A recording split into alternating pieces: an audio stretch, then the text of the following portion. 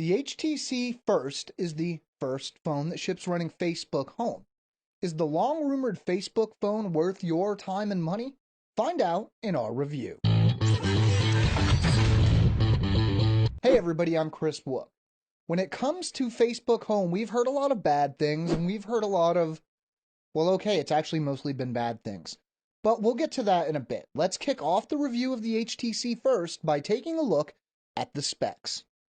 The HTC First packs in a Qualcomm Snapdragon chipset with a dual-core 1.4 GHz Crate processor and Adreno 305 GPU.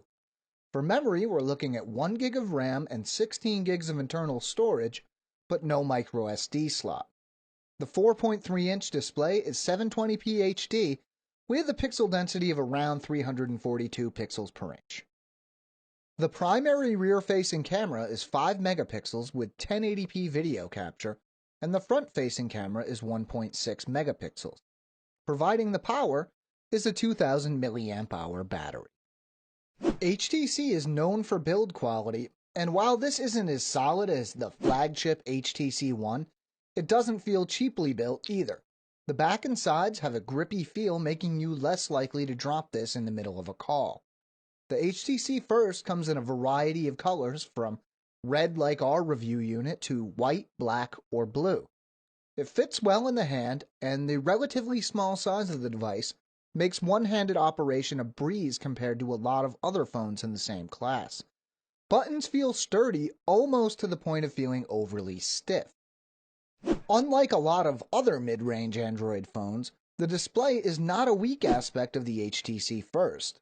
The small 4.3-inch screen size and 1280 by 720 resolution leave us with a pretty sharp pixel density of around 340 pixels per inch, so visuals are much clearer than other similarly spec'd phones. Colors are vivid without the oversaturation that is clearly apparent in phones from some other manufacturers.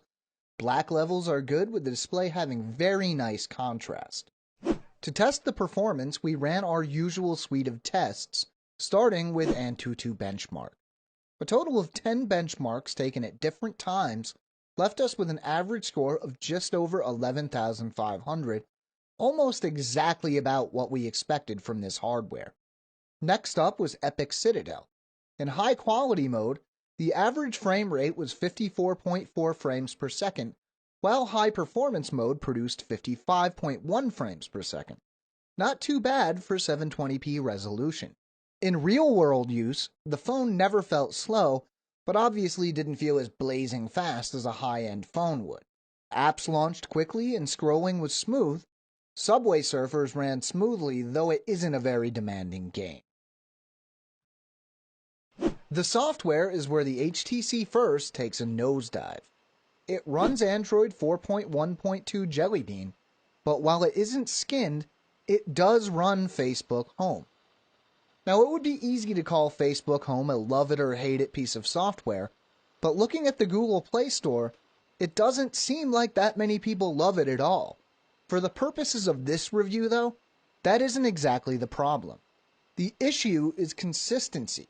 Now, while you may not be a fan of TouchWiz or HTC Sense, at least they provide a unified experience.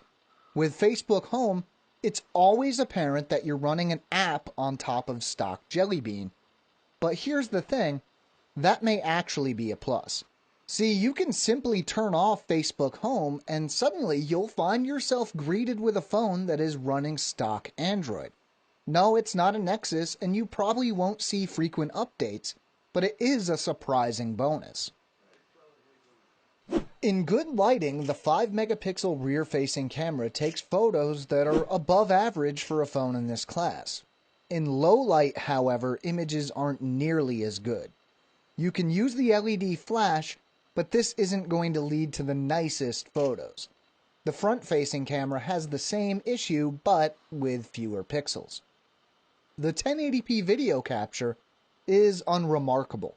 While it will capture whatever you point it at, the videos tend to be on the shaky side, and low-light performance is just as poor as it is for still images.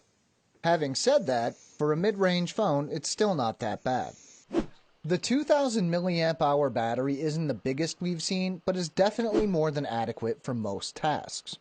While I did notice that heavy testing and benchmarks seemed to drain it fairly quickly, in general use it held up pretty well. HTC claims 14 hours of talk time, and if you take that to mean 14 hours of moderate day-to-day use, it definitely meets or even surpasses that time. Unfortunately, the battery isn't removable, so if you're looking to carry a spare or pick up an extended battery, you're out of luck. Do you like Facebook? No? Well, then the HTC First definitely isn't for you. The hardware isn't bad, but the general mess on the software side makes it hard to recommend. Sure, you can run stock Jelly Bean pretty easily, but who knows how often it's going to be updated. That said, if you use Facebook more than anything else, this phone might be worth picking up. Want to know more? We have a written companion to this video at AndroidAuthority.com. You can find the link in the description. We have new videos going up all the time, so if you want to stay up to date, make sure to subscribe to our channel. I'm Chris Wook for Android Authority, and as always, thank you for watching.